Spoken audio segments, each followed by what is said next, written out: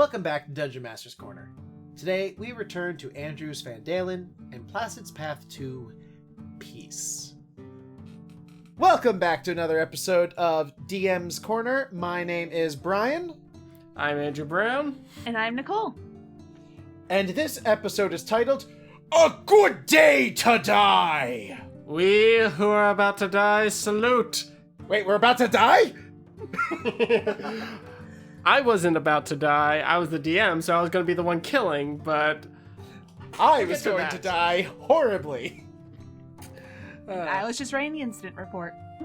Yep, so I'm the only person here who was in the hot seat. But I was not alone. This was our Fandalen group, actually, as we talked about before. Yep, I was the DM, Brian was a player, Nicole was my assistant because I was brand new, and this is another example of what happens when you're brand new sometimes.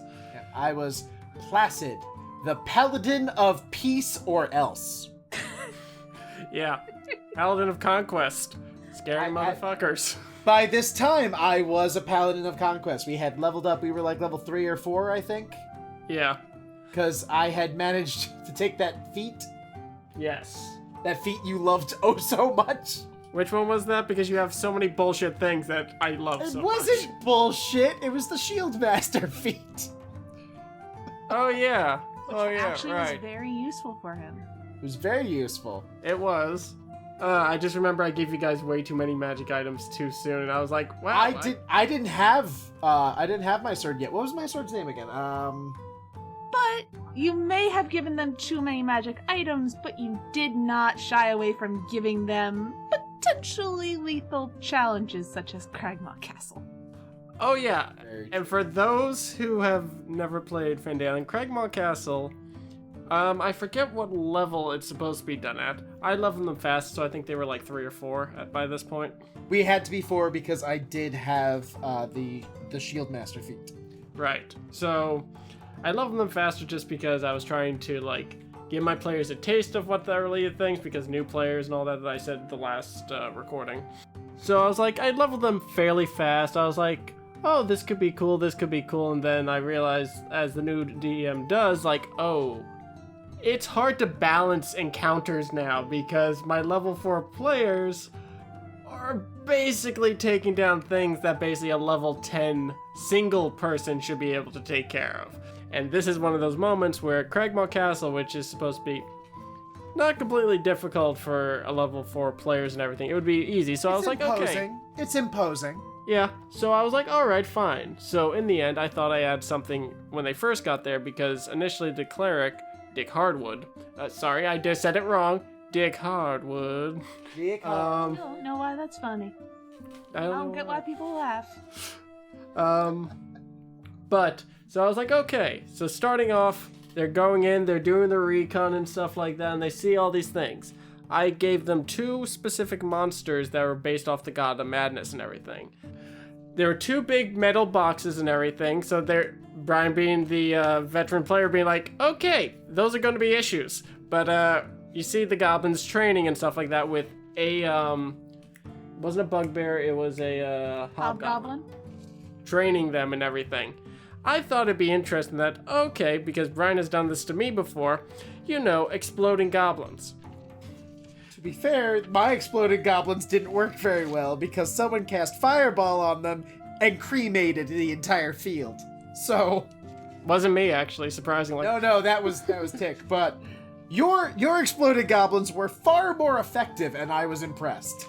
Oh no, because I found this build and everything after you showed me yours. I'm like, okay, after like maybe a round or 2, they explode, because I don't want it to like boom and then explode. I want it to be a surprise.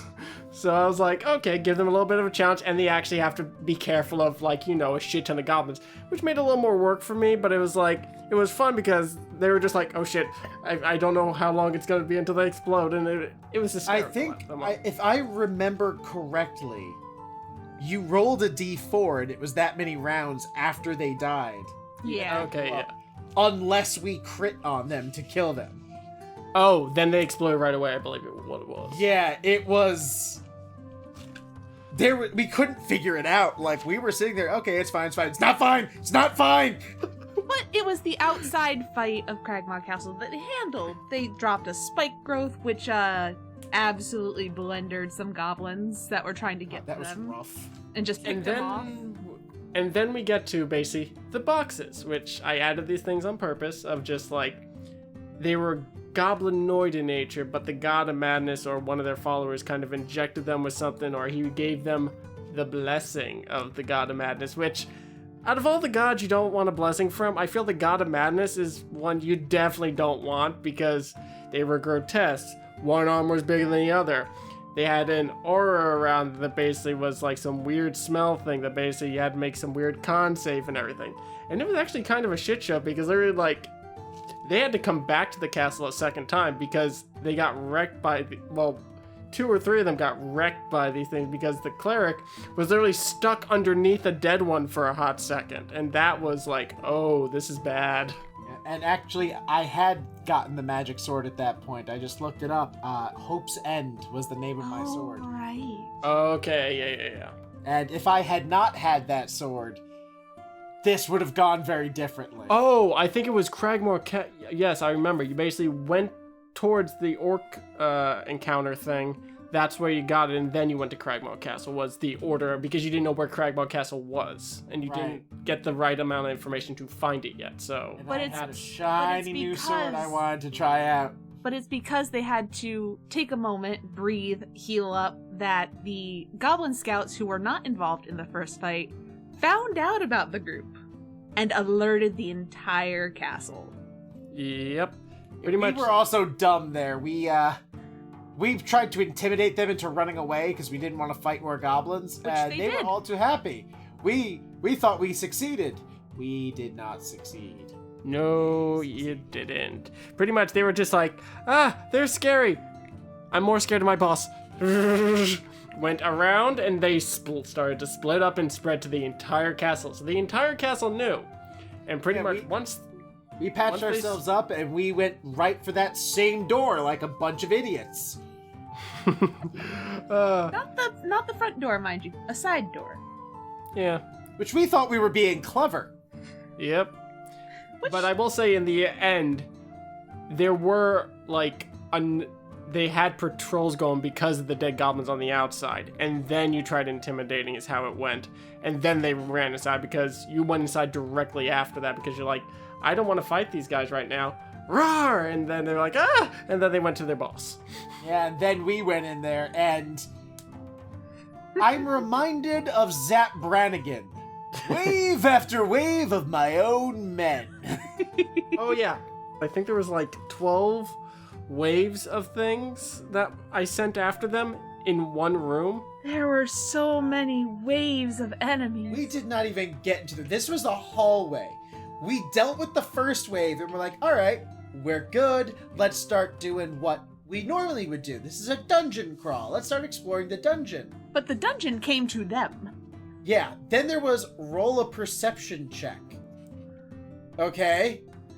You hear feet coming towards you. All right, so it's probably more goblins, and okay, it was like 5 more goblins. We got this. Then you see, after a round of combat, 5 more goblins. What? There's some bugbears with some spectral, like, shadowy thing on them. Because they had received the blessing of the cleric to the goddess, to the god. Then there was the cleric of madness. Yeah. And it just got to this point where I think there was actually a moment where there were 30 enemies on the map. Yeah. And Yeah. 4 of us. There was so much And- to manage. I think what saved us, one of the things that saved us was the fact peace is not an option. I went with the Conquest Paladin because I was like, we are going to die here. And we decided at that point, if we're going to die, we're going to go out swinging, because even if we ran, we wouldn't be able to outrun this castle. The goblins could triple move. They would catch us. And we were not about to get cut down by goblins while running from goblins. Fuck that. So I pulled out my Channel Divinity, which for a Conquest Paladin is this aura of fear. And I ran right into a bunch of goblins. And Andrew's like, what are you doing? Because I just ran into the thick of things. Yeah. I was surrounded, and you were sitting there going, oh God. And I activate the aura, and most of them failed. Yeah. So he got to control the battlefield. He got to control how many enemies were around and able to get to him and his allies at any given point. I became a cork in a bottleneck. And basically it was like, hey, see all the things that aren't cowering from me? Mm-hmm. Shoot them! So we started fighting far more strategically. We started targeting things. We took out that cleric. We took out the bugbears. We took out the goblins that weren't afraid of me because they weren't running away. They were running as far as the spell made them, but they weren't running away. And then we would hit one, and that would break the fear, and they would run at me, and then we'd cut them down. And we kind of... We slowly worked our way through. Yeah. And as soon as we had cut down everything that had seen us, we ran. Because we were, I think... You guys were low, probably 10s. We were low on in hit the 10s. Points and resources and everything. Yeah. Yeah. And the biggest thing about this that I remember is I did a transformation thing. Basically, those spectral bugbears were goblin cultists for the Madness Church that got turned into, like, it was some weird story point and everything without going too far into it, that drank the blood of the cleric. And anyone who drank the blood of the cleric would transform into something stronger. And I did that one more time with a bugbear wizard or whatever it was. And that was where I can say I was happy you guys killed it because I accidentally made it that. I never should have did that. I will say that much. It was a challenging one for you guys, but that also goes to I had trouble balancing this, and I was like, oh, I'll just make it harder. And then I was like, oh God, too hard.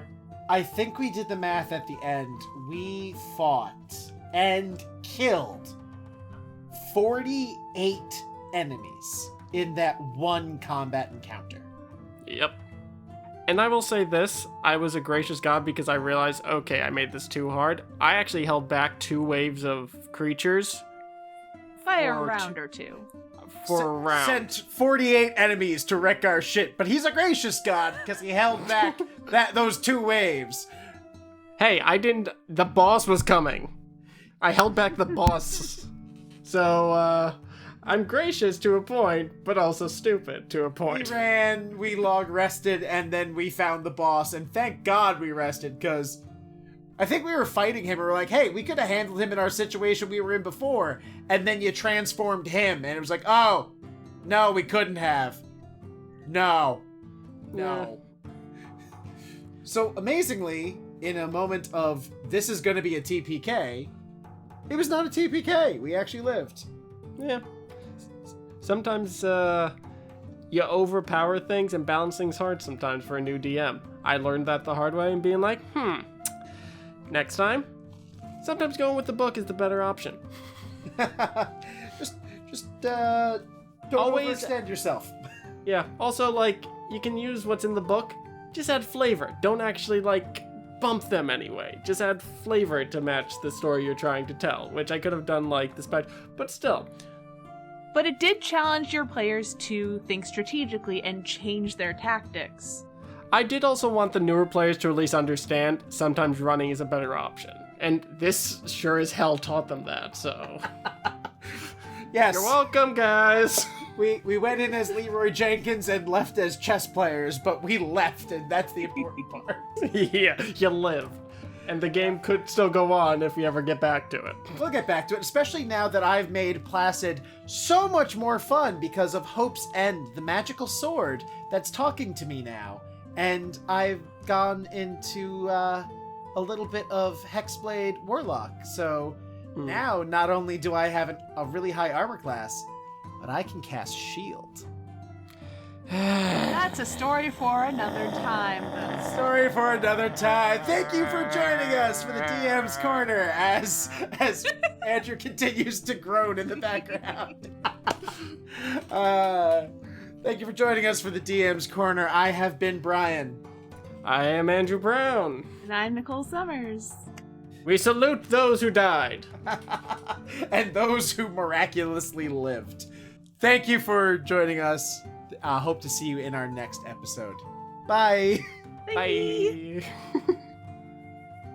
Thank you for joining us for another episode of Dungeon Master's Corner. If you'd like to support us, please visit our Patreon at patreon.com/reliably chaotic to help us pay our hospital bills. Neverwinter is definitely not in network. You can also drop us a line on Twitter at Reliably Chaotic. We'd love to hear from you.